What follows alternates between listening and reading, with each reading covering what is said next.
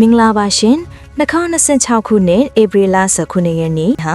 အာရှပစိဖိတ်ဒေသရဲ့လုံခြုံရေးသမိုင်းမှာထူးခြားတဲ့နေ့တစ်နေ့ဖြစ်လာခဲ့ပါတယ်။ဂျပန်အနဝါကိုပိုင်ကာကွယ်ရေးတပ်ဖွဲ့ JMSDF ရဲ့ဖျက်သိမ်းဘောဒဇင်းဖြစ်တဲ့ JS Ikazuchi DD-107 ဟာထိုင်ဝမ်ရေလက်ကြားကိုအောင်မြင်စွာဖျက်ဆီးမောင်းနှင်ခဲ့ပါတယ်။ဒါဟာရိုးရိုးတန်တန်ရေချောင်းဖျက်ဆီးမှုမဟုတ်ပါဘူး။ပြီးခဲ့တဲ့ဆယ်စုနှစ်များစွာအတွင်းဂျပန်နိုင်ငံဘက်ကတရုတ်နိုင်ငံရဲ့စစ်ရေးချိန်ချောက်မှုတွေကိုအပြင်းထန်ဆုံးတုံ့ပြန်လိုက်တဲ့တိတ်ဆိတ်သောစစ်ရေးတတိပေးချက်ပဲဖြစ်ပါတယ်။ဒီလောက်ရကြောင့်ပေချင်းအစိုးရဟာဒေါသတကြီးတုံ့ပြန်ခဲ့ပြီးဂျပန်ထံအမတ်ကိုစင့်ခေါ်ကကန့်ကွက်မှုတွေလှုံ့ဆော်ခဲ့ပါတယ်။ဒါပေမဲ့ဂျပန်ဘက်ကတော့ရှင်းရှင်းလင်းလင်းပဲတုံ့ပြန်ပါတယ်။ဒါဟာနိုင်ငံတကာရေပိုင်နက်ဖြစ်တဲ့လွတ်လပ်စွာသွားလာခွင့်ရှိတဲ့ဆိုတာပါပဲ။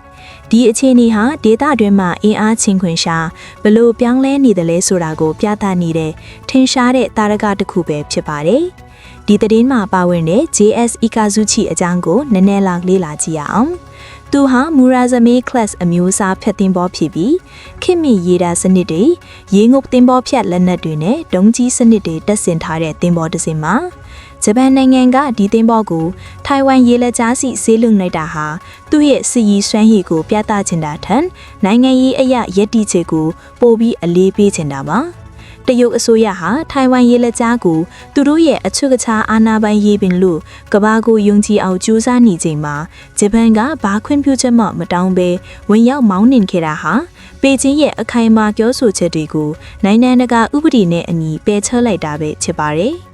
ဂျပန်နိုင်ငံရဲ့အပြောင်းလဲဟာဝင်ကြီးချုပ်ဆာနာအေတာကာအီချီရဲ့လက်ထံမှာပိုပြီးတည်တာလာခဲ့ပါတယ်။သူမဟာဂျပန်နိုင်ငံရဲ့ကာကွယ်ရေးစွမ်းရည်မြင့်တင်ရေးကိုအစဉ်တစိုက်ထွန်းကားပေးနေသူချစ်ပြီးအထူးသဖြင့်တရုတ်နိုင်ငံရဲ့စစ်ရေးခြေပြမှုကိုရင်ဆိုင်ဖို့အတွက်အမေရိကန်နဲ့ပါမကအခြားသောမဟာမိတ်တွေနဲ့ပါပိုမိုနီးစပ်စွာပူးပေါင်းဆောင်ရွက်နေပါတယ်။သူမရဲ့မူဝါဒအရာကာကွယ်ရေးအသုံးစရိတ်အနေနဲ့ဂျပန်ဟာ GDP ရဲ့2%အထိကာကွယ်ရေးအတွက်သုံးစွဲနေပြီးဒါဟာကမ္ဘာတတိယမြောက်အများဆုံးစစ်စရိတ်သုံးစွဲတဲ့နိုင်ငံဖြစ်လာဖို့ခြေလှမ်းပေးနေတာပါ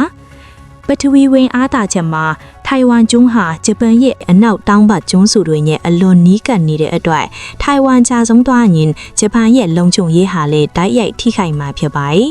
ဒါကြောင့်ထိုင်ဝမ်၏လုံခြုံရေးသည်ဂျပန်၏လုံခြုံရေးပင်ဖြစ်သည်ဆိုရဲခံယူချက်ကိုလက်တွေ့အကောင့်အထည်ဖော်နေတာပါ။ဘာကြောင့်ဒီရေလက်ကြားကအရေးကြီးလာလဲ။ထိုင်ဝမ်ရေလက်ကြားဟာကမ္ဘာကုန်းသွေး၏တင်ပေါ်အုပ်စုကြီးတွေထက်ဝက်နီးပါးဖြတ်တန်းသွားလာနေတဲ့နေရာပါ။အထူးသဖြင့်ဂျပန်နိုင်ငံအတွက်လိုအပ်တဲ့စွမ်းအင်ရေနံမြင့်တဘာဝတန်ငွေတွေဟာဒီလမ်းကြောင်းကနေပဲလာပါတယ်။အကယ်၍တရုတ်ကဒီနေရာကိုထိန်းချုပ်လိုက်ရင်တော့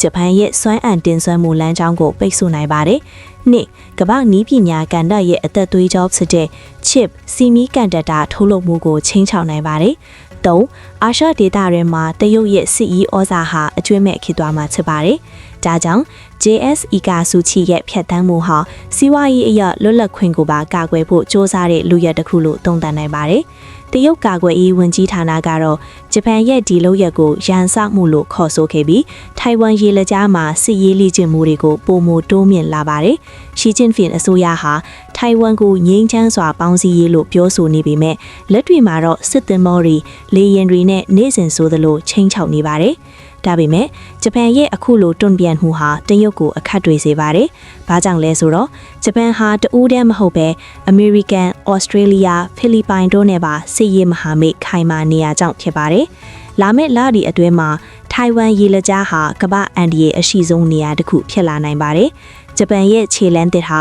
အခြားသောဥရောပနိုင်ငံတွေကိုပါအားတက်စေပြီးဗြိတိန်ဒါမှမဟုတ်ပြင်သစ်စစ်သင်္ဘောတွေပါဒီရေပြင်ကိုပုံမဖြတ်တန်းလာဖို့လမ်းစဖြစ်စေနိုင်ပါတယ်။တတိပြုရမှာကဒီတင်းမာမှုဟာစစ်ပွဲစီဦးတည်သွားဖို့ထက်ဘသူကပိုပြီးခိုင်မာတဲ့ရည်တည်ချက်ရှိတယ်လဲဆိုရင်စိတ်သက်စစ်စင်ရေးဘက်ကိုပိုရောက်နေပါတယ်။ဂျပန်ကတော့သူတို့ရဲ့ပိုင်နိတ်နယ်လုံခြုံရေးအတွက်နောက်ဆုံးမှမဟုတ်ဘူးဆိုတာကို JS Ikazuchi ကနေသဆင့်သက်သေပြလိုက်ပါပြီ။နိုင်တန်တကာရေးရတွေဟာတနေ့ထက်တနေ့ပုံမရှုပ်ထွေးလာပါတယ်။ဂျပန်ရဲ့ဒီပြတ်သားတဲ့ခြေလမ်းဟာဒေတာရင်းငင်းချမ်းရေးအတွက်အထောက်အကူပြုမလား ဒါမှမဟုတ်တင်းမာမှုအသစ်တွေကိုဖိတ်ခေါ်မလားဆိုတာကတော့စောင့်ကြည့်ရမယ့်ကိစ္စပါဒါပေမဲ့တခုတော့သိကြပါလေလွတ်လပ်စွာသွားလာခွင့်ဆိုရဲအခွင့်အရေးကိုတော့ဘယ်နိုင်ငံကမှအပိုင်စည်းခွင့်မရှိပါဘူး